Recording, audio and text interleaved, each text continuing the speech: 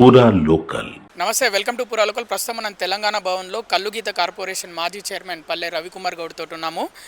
BRS party బీజేపీలో విలీనం అవుతున్నట్టు వార్తలు వస్తున్నాయి. ముఖ్యంగా ఎందుకంటే మీ పార్టీలో మాజీ ఎమ్మెల్యేలు ఒక్కొక్కరుగా పార్టీకి రాజీనామా చేస్తున్న పరిస్థితి ఎట్లా చూస్తారు? బీఆర్ఎస్ పార్టీ బీజేపీలో విలాల్సినటువంటి అవసరం లేదు. ఏం అవసరం? విలీనం అనుకుంటే వీళ్ళు పోయి దాంట్లో ఎందుకు చేరుతారు? బీఆర్ఎస్ పార్టీ తెలంగాణ అస్తిత్వంతో, తెలంగాణ ఉద్యమం కోసం, తెలంగాణ సాధికారికంగా తెలంగాణ నిలబడాలనేటువంటి సంకల్పంతో, లక్ష్యంతో ఏర్పడినటువంటి పార్టీ. ఏ పార్టీతో విలీనం కావాల్సినటువంటి అవసరము లేదు, కాదు కూడా. మీ పార్టీ నుంచి మాజీ ఎమ్మెల్యేలు పార్టీకి రాజీనామా చేస్తున్నారు, మరి దానిపైన మీ అభిప్రాయం ఏంటి? అంటారు ఇప్పుడు వాళ్ళ రాజకీయంగా వాళ్ళకు ఉన్నటువంటి పరిస్థితులు, వాళ్ళు రాజకీయంగా పరిస్థితులు, అవకాశాలను బట్టి కేంద్రంలో బీజేపీ అధికారం ఉంది కాబట్టి అధికారంతో ఇప్పుడు అధికారం కోరుకునేటటువంటి వాళ్ళు ఎక్కడ ఏ పార్టీలో అధికారం ఉంటే ఆపుకుంటుంది. కానీ ఈడ ఎప్పుడు కూడా ఇది ఉద్యమ పార్టీ, ఉద్యమం నుంచి వచ్చినటువంటి పార్టీ. ఉద్యమంలో బరాబర్గా ప్రజల కోసము, తెలంగాణ కోసము, తెలంగాణ హక్కుల కోసము, తెలంగాణ అస్తిత్వం కోసం నిలబడేటటువంటి పార్టీ.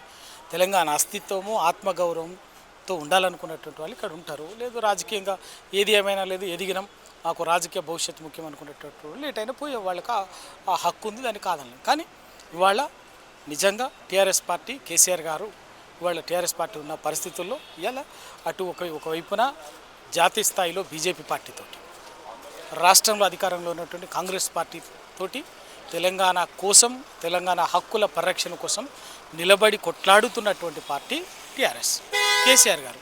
అందుకే ఇవాళ టీఆర్ఎస్ పార్టీని, కేసీఆర్ గారిని బీజేపీ, కాంగ్రెస్ రెండు జాతీయ పార్టీలు కూడబలుక్కొని కుట్ర చేసి కేసీఆర్ గారి మీద ఎంత రాజకీయ ప్రతీకారంతో ఎంత ఇబ్బంది పెడుతున్నాయో ఉన్నది.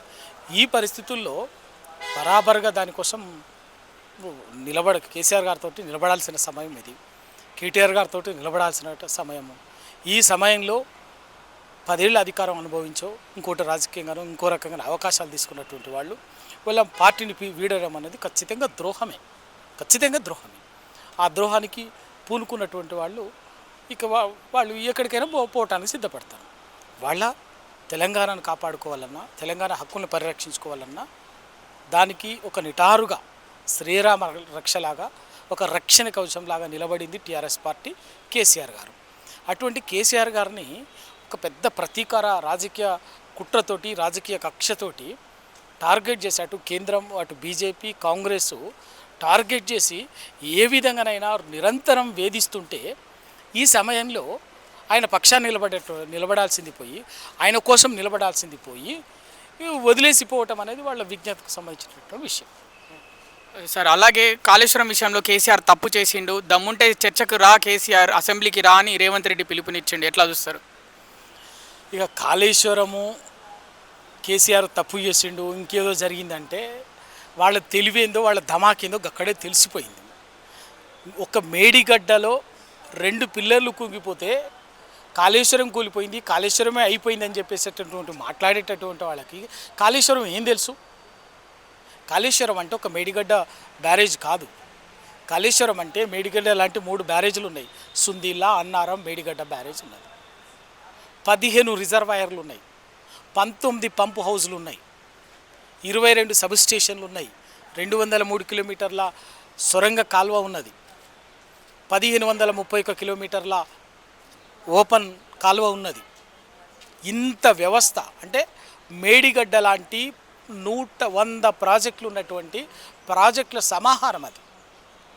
అక్కడ మేడిగడ్డలో 2 పిల్లర్లు కుంగితే మరమ్మతులు చేయాల్సింది పోయి, మరమ్మతులు చేసి రైతాంగానికి ఉపయోగించాల్సింది, రైతాంగం నీళ్ళు ఇవ్వాల్సింది పోయి, ఆ విధంగా రాజకీయంగా కుట్రకు బలి చేస్తున్నారంటే బీజేపీ, కాంగ్రెస్ 2 పార్టీలు కూడబలుక్కొని గోదావరి జలాలని అటు ఆంధ్రాకు, అటు తమిళనాడుకు తీసుకుపోవటానికి పడుతున్నటువంటి కుట్రనే ఇవాళ కాళేశ్వరము, పీసీ ఘోష్ నివేదిక కావచ్చు, కాళేశ్వరం మీద ఎంత కుట్ర చేసినా. ఎందుకంటే కాళేశ్వరంని మేడిగడ్డలో 2 పిల్లర్లను బూచిగా చూపించి, ఎండబెట్టడం బూచిగా చూపించి, కాళేశ్వరం మొత్తాన్ని కూడా నిరర్ధకంగా చూపించడం అంటేనే అది రాజకీయ కుట్ర.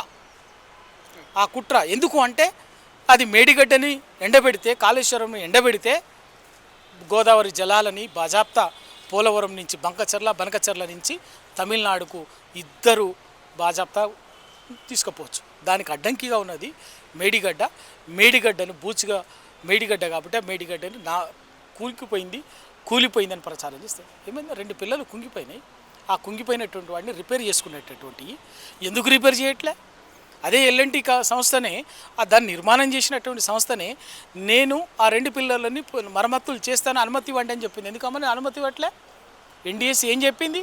కూలిపోయిందని చెప్పిందా? కుంగిపోయిందని చెప్పిందా? కాళేశ్వరం పనికిరాదని చెప్పిందా? ఇదే ఎన్డీఎస్సీ అంటున్నారు కదా. ఆ ఎన్డీఎస్సీ చెప్పినటువంటి విషయం ఏంది?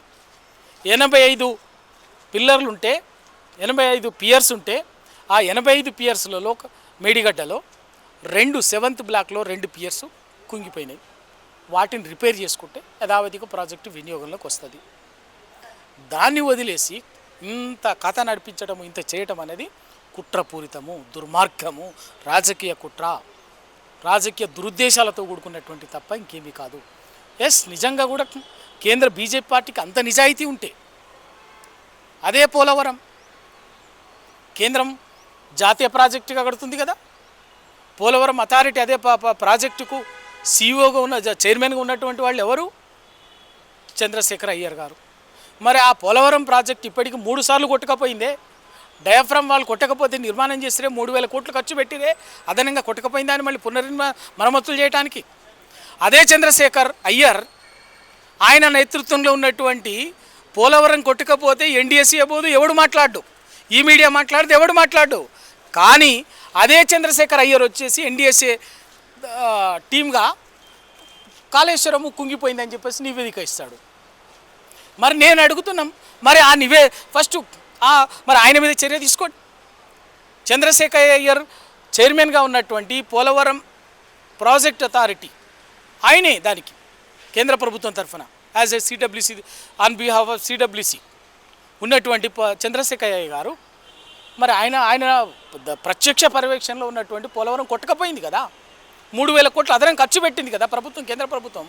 మరి ఒకవేళ నిజంగా పోలవరము నిజంగా ఇదే కాళేశ్వరం కుంగిపోయిన దానికి, కాళేశ్వరం ప్రాజెక్టు కుంగిపోయిన దానికి బాధ్యుడు కేసీఆర్, హరీష్ రావు, ఇంకెవరు వాళ్ళని జైల్లో పెట్టాలి, బోన్లో పెట్టాలని అనుకుంటే మరి పోలవరం ప్రాజెక్టు జాతీయ ప్రాజెక్టుగా ఉన్నది. ఆ జాతీయ ప్రాజెక్టు 3 సార్లు కొట్టకపోయింది.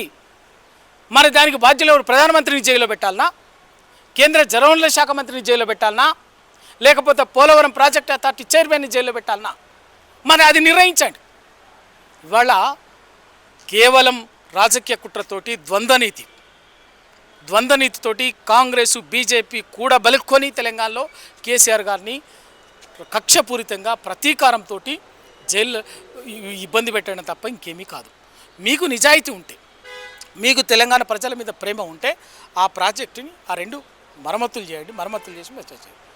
అంతేకాని రాజకీయాల కోసము, రాజకీయ స్వార్థం కోసము, రాజకీయ కక్ష కోసము రైతాంగ ప్రయోజనాలతో చెలగాటం ఆడొద్దు అని చెప్పి వాళ్ళ తెలంగాణ ప్రభుత్వానికి, కేంద్ర ప్రభుత్వానికి విజ్ఞప్తి చేస్తుంది.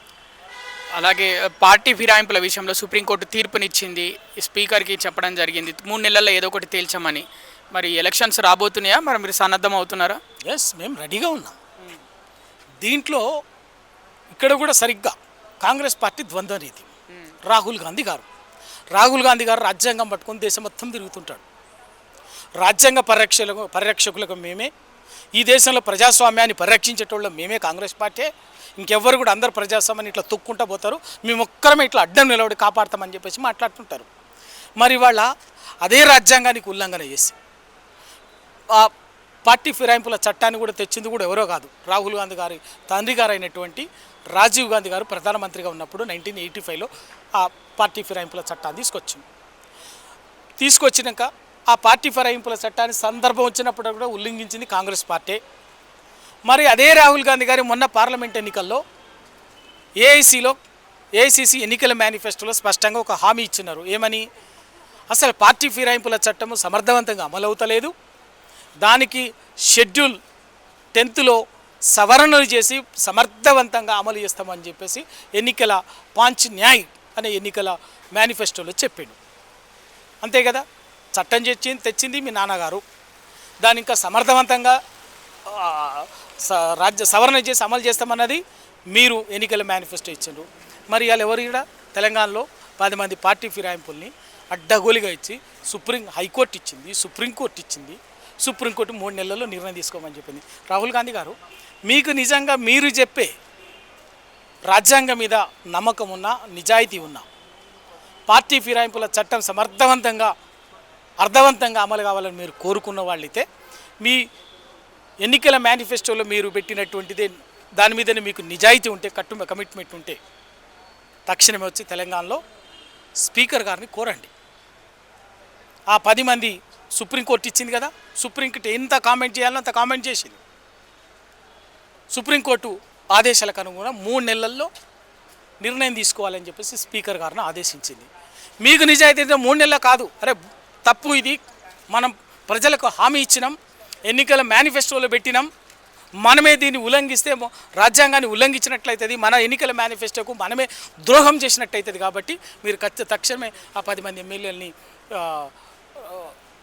అనర్హులుగా ప్రకటించండి స్పీకర్ గారు అని చెప్పేసి రాహుల్ గాంధీ గారు ఆ పార్లమెంటరీ పార్టీ నాయకుడిగా వచ్చేసి వినతి పత్రం ఇవ్వండి, అడగండి, ఆ విధానం చెప్పండి.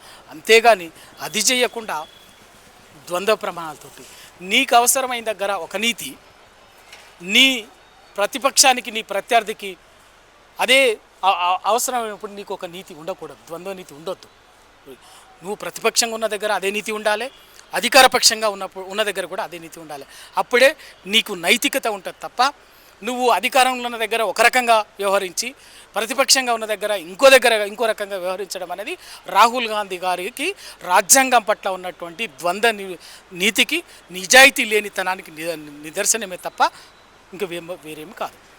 ఏది ఏమైనా స్పీకర్ గారు నిర్ణయం తీసుకొని ఆ స్పీకరు స్థానానికి గౌరవం పెంచాలి. సుప్రీంకోర్టు అన్ని విధాలుగా అన్ని కోణాల్లో కామెంట్ చేసింది.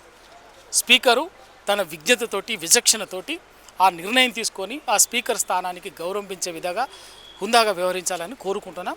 తప్పనిసరిగా ఎన్నికలు వచ్చినాయంటే ప్రజాక్షేత్రంలో కాంగ్రెస్ పార్టీ మిగతా ఏం చేసింది ఏంది అన్నది ఎండగట్టుడు 420 హామీలు ఇచ్చి ఏ ఒక్కటి కూడా నెరవేర్చకుండా ప్రజల్ని మోసం చేస్తూ, ప్రజలు ఎక్కడన్నా ప్రశ్నించే సందర్భం రాగానే డైవర్షన్ చేయటం కోసము చిల్లర మల్లర రాజకీయాలు, చౌకబారు రాజకీయాలు చేయటం అనేది కాంగ్రెస్ పార్టీకి అలవాటు. తప్పనిసరిగా ప్రజాక్షేత్రంలో ఎప్పటికప్పుడు మేము ఎండగట్టుడు ఖాయం, వదిలిపెట్టేదేం లేదు. ఇక చివరి ప్రశ్న, మీ పార్టీ ఎమ్మెల్సీ కవిత మీ పార్టీ ఎమ్మెల్యేను జగదీశ్వర్ రెడ్డిని ఒక లిల్లుపుట్టు అని వ్యాఖ్యానించడం జరిగింది. ఎట్లా చూస్తారు ఆ వ్యాఖ్యలు?